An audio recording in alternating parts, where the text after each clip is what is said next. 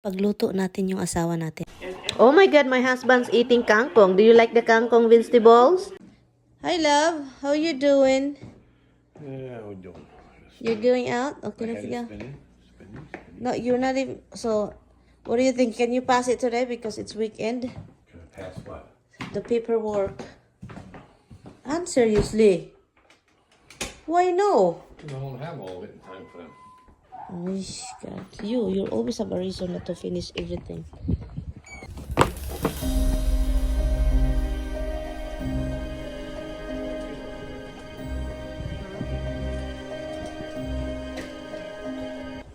Ito yung araw namin ngayon, guys. Maganda sana pag wala masyadong hangin, oy. Sobrang hangin talaga. Tignan mo yung flag. Yung hangin, grabe.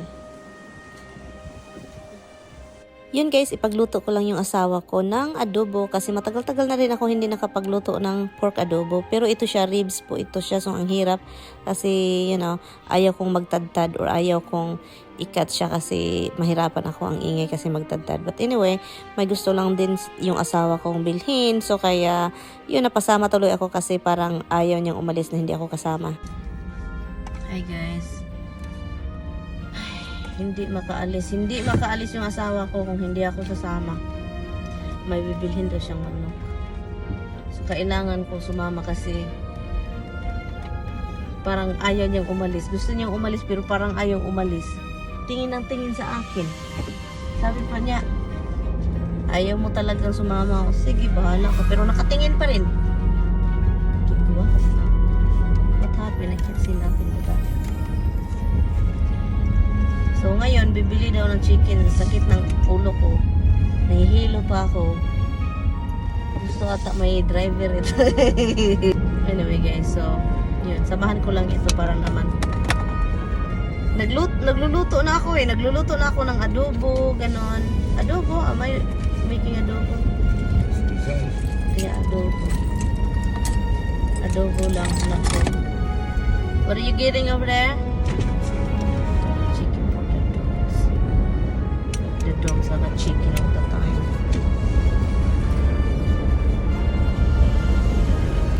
I forgot to put chopstick, honey. Petroleum jelly in my lips. Cracking. I do. The cold is 50 degrees out almost. 48. So you said 60. Supposed to be 60 today. Maybe it was 60 earlier. I don't know. Katulugan niyo po guys, grabe. Masarap magsarap maghiga lang kasi yung ko, iwan ko, iba yung pakiramdam ko lately.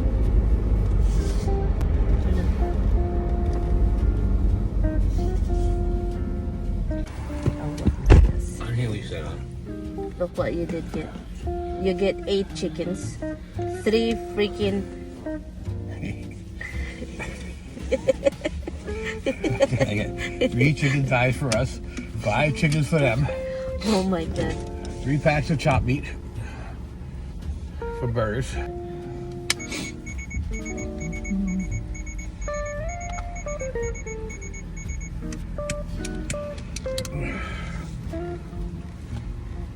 What the heck?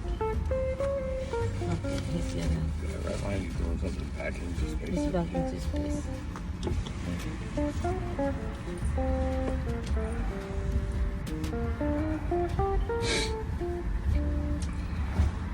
The dog chicken's on sale for 99 cents. So we got just 5 of those. What? The dog chicken's on sale for 99 cents. So they didn't have any big packs, so I got 5 of the small packs. Ito na yung ating pork adobo, kaso ang daming dugo guys na numuumuo. Ayaw ko siya. So ngayon tinatransfer ko siya sa ibang lagayan. And then yung sauce niya, yung sabaw niya is inano ko siya ng parang sala ba, sinasala ko siya. At kinuha ko yung mga dugo-dugo. Yun.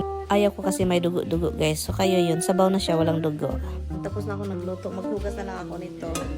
And yun. Nagluto ako ng chicken para sa aso, and then pork para sa tao para sa tao. So yun guys, tapos na ako. And ito, kailangan ko lang siyang i-rearrange guys para ilagay ko doon sa dining namin. So yun, i-rearrange ko lang to. Kunin ko to siya kasi pangit. Look, ito pangit. Ito yung maganda oh. Ito. So yun.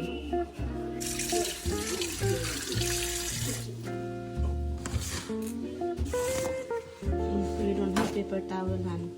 What? You don't have more paper towel.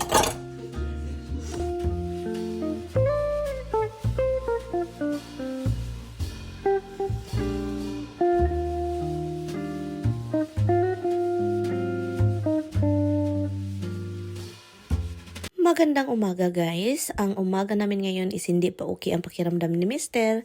So kaya yun, nag-tea lang siya guys kasi lately hindi talaga okay yung pakiramdam niya. Walang gana siyang kumain, tea lang siya. Even coffee, hindi siya nag-coffee. Mahilig yan sa coffee guys. So hindi siya mahilig sa tea talaga. Pero lately parang tea na lang yung mga tinitake niya.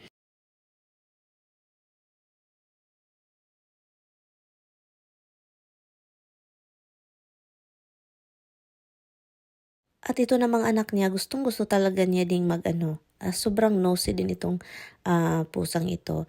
At si Tami kasi guys, kapag mag-tea, gusto niyang lagyan ng kaunting lemon, honey, and then yun yung tinitake niya. O diba, yung anak niyang lalaki, sobrang ganyan talaga yan siya. And yun, habang si Tami nag-relax, and then hindi okay nga, ako yung trabaho. Si Tami yung nagtrabaho talaga nito, mag-refill ng mga coffee. Ayoko man ito guys, hindi ko talaga gusto ganito mag-refill, pero si Tami talagang gustong-gusto, kaya dahil hindi nga okay, so ako na, kasi wala nang talagang laman yung namin, drawer sa coffee namin. So yun, ako na, at ang daming laman yung box, so yun.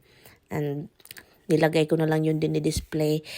At pumunta ako sa taas, inaayos ko lang yung mga kama doon sa taas, and then nilabahan ko yung mga old na bed sheets, and then lagyan ko ng bago para naman okay, no? Kasi pabalik-balik na lang tayo. Uy, yung comforter na yan, galing yan sa basurahan.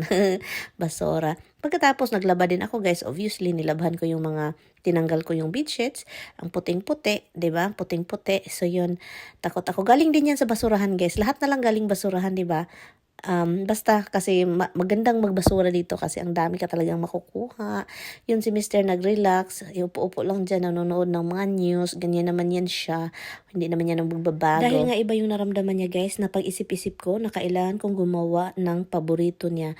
Yung chicken soup, pero tinola yung sa atin. Yung chicken soup na iba yung niya with pasta naman. Ito naman, tinola yung niluluto ko with kangkong. Guys, yung kangkong naman is of course, guys, first time ni Tami makakain ng kangkong. So sabi ko, sana kainin niya itong kangkong na nabili ko. Si Mr. hindi siya okay pakiramdam, di ba?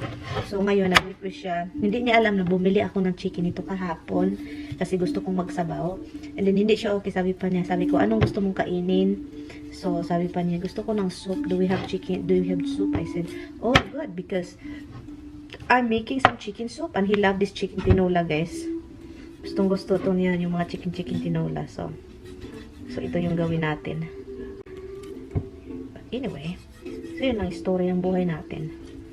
Okay, kunin ko lang po itong mga skin kasi ito yung gusto ko yung chicken tinola is healthy ba? Yung walang mga fats dito, fats doon. Yan.